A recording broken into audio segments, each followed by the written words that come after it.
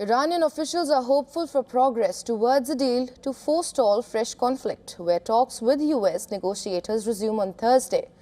This despite a huge buildup of American military might in West Asia. Speaking to CBS News, Iran's Foreign Minister Abbas Araghchi said details of a possible deal were being drawn up ahead of the renewed talks on Tehran's nuclear program, after US envoy Steve Witkoff said Trump was questioning why Tehran had not capitulated yet.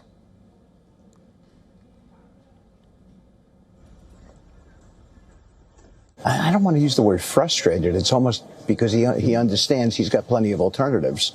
But it's curious. He's curious as to why they haven't, I don't want to use the word capitulated, but why they haven't capitulated.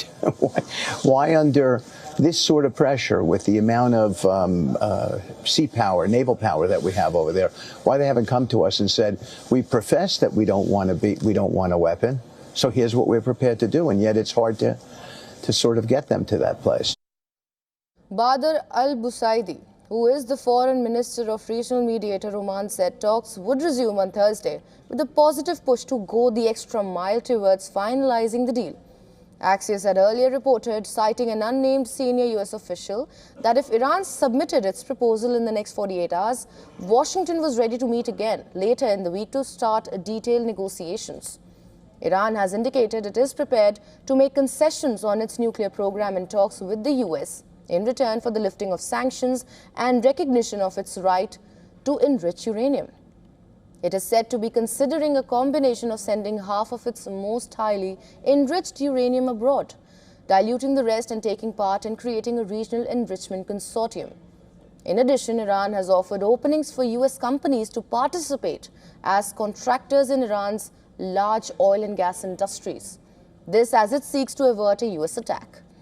The US has sent 2 aircraft carrier to West Asia in recent weeks, along with other ships and jets, and has also shored up its air defenses in the region to back up its threats of military intervention.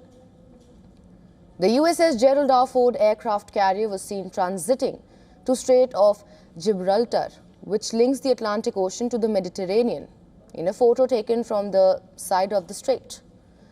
Trump, who had previously sent USS Abraham Lincoln to West Asia, said on Friday he is considering limited strike on Iran if negotiations failed to yield a replacement for the nuclear deal. However, a New York Times report suggests Trump has told his advisors he will consider a much bigger attack in the coming months if diplomacy or any initial targeted US attack does not lead Iran to give in to his demands. Well, another report suggests US and Western security officials are monitoring what they call increasingly worrisome signs that Iran could direct its proxies to conduct retaliatory strikes against American targets in Europe and West Asia. Well, this in case Trump orders large-scale strikes against Tehran. Iran is facing tensions on 2 fronts. Besides external military pressure, the country is facing intensified internal unrest. Iranian students chanted anti-government slogans and scuffled with counter-protesters in the weekend, in the latest display of anger at the country's leadership.